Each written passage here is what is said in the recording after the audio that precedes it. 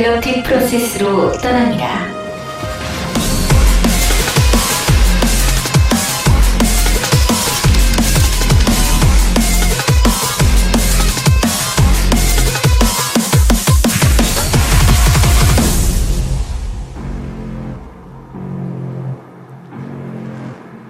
Jaws music, Wolf. In purple, that SCV belongs to this player. It is Maru, who's yet again going for that proxy barracks he attempted on map 1. And we'll see if this time he's more successful. Doesn't look like it. Here comes a probe to scout. Oh, but the probe goes the other direction. Of course, that is the green Protoss Patience's probe. Finding some sneaky places to put these barracks here on Galactic Process. Wolf, if you had a universe and you needed to chop it up into tiny little pieces, what would you use? What? What are you asking me? If you had a universe, you need to chop it up into tiny little what would pieces. I cut the universe into pieces with? Yeah. I don't know, a galactic knife? A galactic processor. Ah, you got me. All right, well, I always use a Blendtec blender, actually. Well played. Much like the positioning for Maru's barracks here. However, the probe scouting the main will give Patience the sort of heads up that something is aloof on Galactic Process. Will he find out what it is? Well, I mean, with these two gases, he's surely going to follow this up with a factory. Will he proxy that? I doubt it. He only has one SCV here. I was hoping we'd see some sort of weird Maru love-respect build or something. He just copies what we saw from Marine Lord yesterday on his first map in the Protoss matchup. I thought he was going to do that like prolapsed 1-1-1 build where you build everything outside your base right next to the other guy. I think Marine Lord tried that one too, but of course not quite as He forgot successful. His base wasn't on the other side of the map. He thought his base was over there. You just like forget and you find out, wait, that's actually in the opposite direction. However, with that barracks floating and the factory building back home, that probably means that unless he's going to float that inside Patience's base, this should be just a mech transition. Well, maybe. I mean, he's going to just simply take this into either Hellions or Widow Mines or possibly a Cyclone follow-up, which is the most likely of follow-ups here. And in fact, this barracks is going to block the Nexus location, which is very frustrating. The counterattack that you see here on this map very often is quite powerful.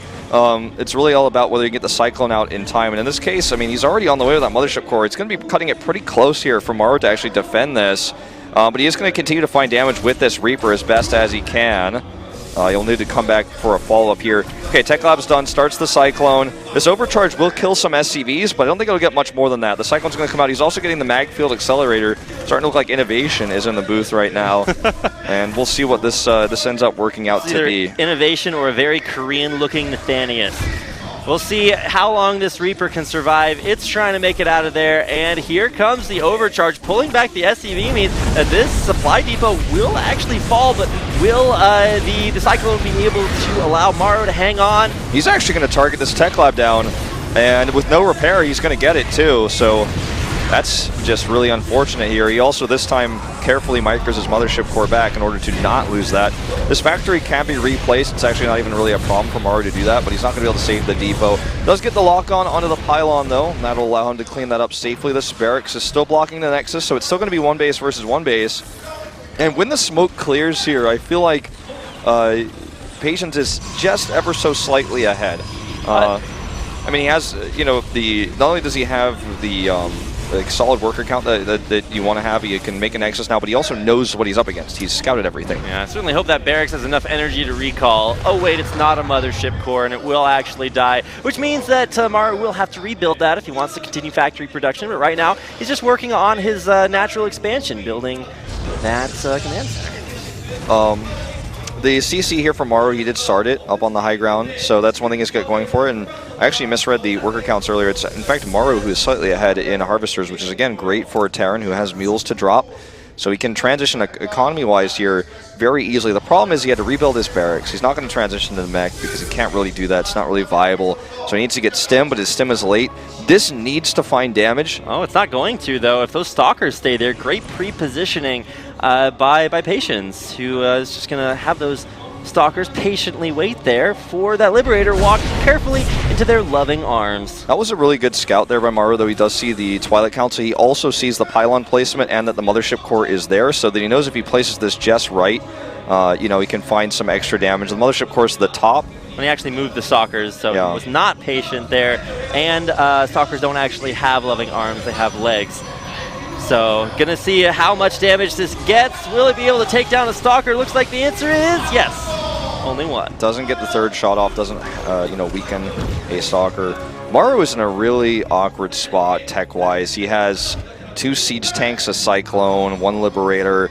He doesn't have any bio to pressure with, and I think Patience very soon, could take a third base because there's nothing that's going to come his way anytime soon, and what comes his way will not have stim or combat shield. Right. So I think it's definitely reasonable for him to take a third soon, but before he does that, he's going to use this Dark Templar tech to put on a little bit of pressure. And, obviously Maru without stim or combat shields will struggle to even deal with the Stalkers that are coming towards his base right now. Yeah. This is not even an all-in from Patience. He just wants to hurt Maru's economy further. And these Stalkers do have blinks, so they will be able to blink on top of siege tanks or underneath Liberators to try to break this base. It's taking a lot of pressure. There's some good siege tank shots off on a lot of those Stalkers, so I'm not sure if that was just careless or if he could have done that without them getting hit so much. I think he was microing his probes back at home against this Liberator, so made a little bit of a mechanical error there.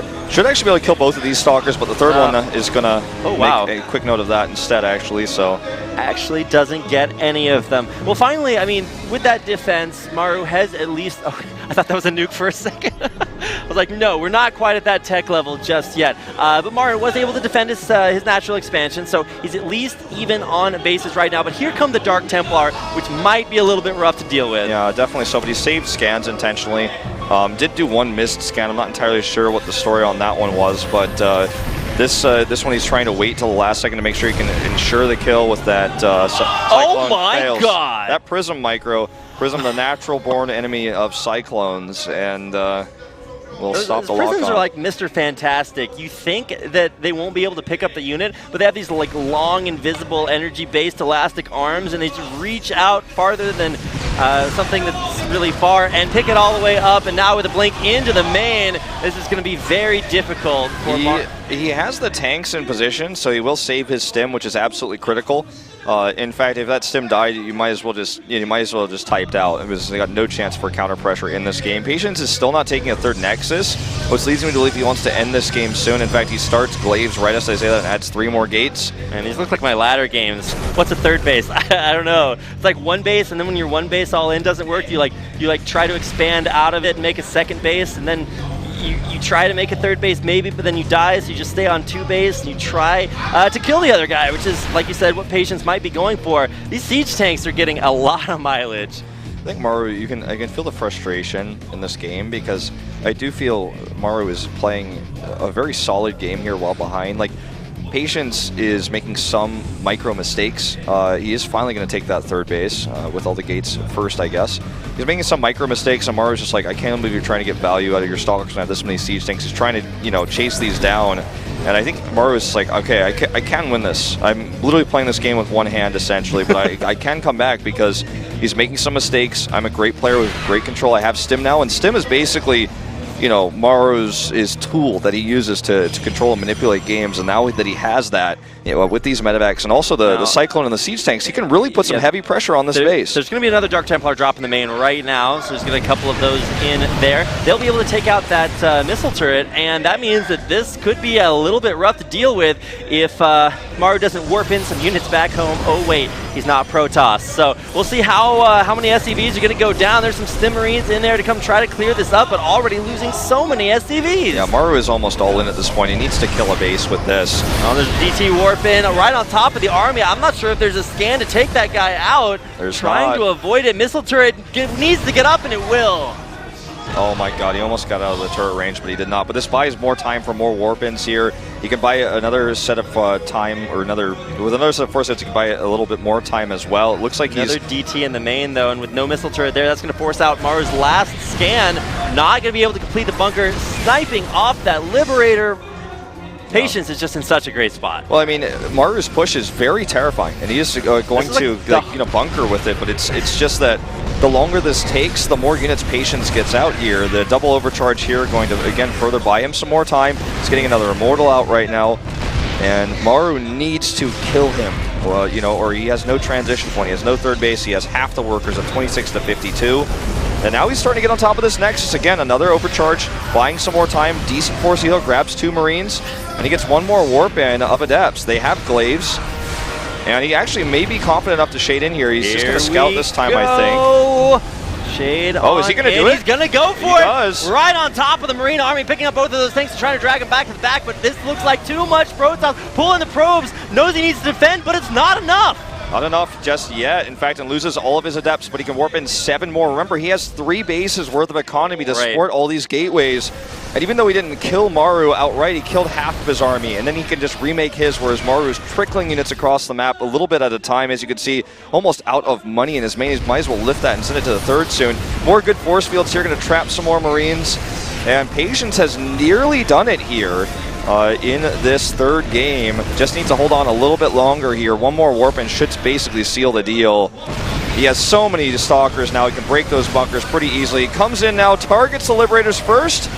Lots of tank shots from the back. There are still those unused bunkers. The Marines are going to head for him, picking up the tanks, trying to drag him back, but it looks like there might be just enough Protoss to stop this Liberator in there, but is there enough freedom? The power of democracy pushes Patience back again. He just needs to warp in a few more Stalkers. It's always the challenge to have the right ratio of units against Liberator pushes like this, or pushes with Liberators in them, and the Liberator literally kept him alive in that fight. Oops, looks like he actually committed to that shade, I think, and lost some Adepts as a result. But he has all these Immortals to deal with the tanks. Now he basically just needs some warp and Stalkers to deal with Liberator. We'll target that one down now. And I think this is the end of the push. Tanks picked up here, and he's got nothing left. The turret is eliminated. Now he can use DTs for the defense. And there's no 3rd base behind this for Maru, so he is in a slightly bit of difficult. I think that's the GG scan. Yeah, that's the scan where you really don't want to see anything with it, where you accidentally just see the other guy's army. You're like, oh, that's highly unfortunate. And it's about to be, as Patience now trickles his army out across the map. That 3-base economy allowing him so much production. I think what that scan also tells Maru is, okay, you're attacking me, because he saw there were no units there, so he sets up a defensive position here. Maru is really banking on Patience making a micro mistake, and then just going up, falling up, and killing him. I mean, the game is essentially over, but Patience has not been cost efficient with his fight, so it's costing him 3 base of money to kill a 2 base of money army. You know what I'm saying? Like, Maru's doesn't have a lot of economy, but he's being more efficient with his trade, so he's gained some ground. Now he's bringing the SCVs. I mean, he's been all in for a while now, but this is really, I mean, we're going super all in at this point. Yeah, so those are going to be like the linebackers of this push. Once again, building bunkers behind it. That forward bunker, not going to work out, but he's still going to try for it. This is, like you said, all in. He is really locked down this choke point. And, I mean, Patience, very calm, very cool, collected, but can he hold off this final push? I mean, this is a very strong push still, I mean, with all these Marines, and if bunkers get up, he's going to be in range of that Nexus, so this is a big problem. He cannot allow the bunkers to get in range of the Nexus. Even the siege tank hitting this pylon here, he's actually now going to commit to the fight. In there, trying to target down those medevacs. The Liberators in the back not actually doing all that much. Once again, Patience to just push it back. He's killing enough Marines here. This DT is getting 12 more SCV kills. God. He's only on 12 workers. Maru, not long for this world. Gonna try to make it count where it does, but with Liberators going down and the Marine count continuing to thin, Patience, being patient, will eventually pick up this game. All right, more force fields going down. This is the end. GG. Patience takes out Maru here. Maru using some pretty sneaky builds there. The style we just saw in that best of 3 from Maru reminds me of a player that I'm sure most of you guys remember from back in the day if you followed the GSL for a long time, is the best Foyu. That was like I'm watching the best Foyu game there. He's doing proxies, he's transitioning into factories, he's trying to follow up like what he can while behind with some all-in that's very strong, but against a solid Protoss player like Patience, it doesn't end up working. The opening was, you know, a little bit rough for him because he couldn't deal with the counter pressure with the mothership.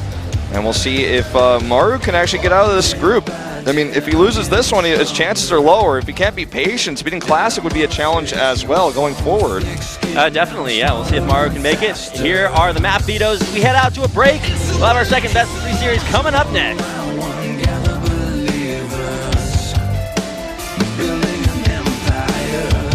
Prisoners, conquering leaders. Whatever I decide. Next.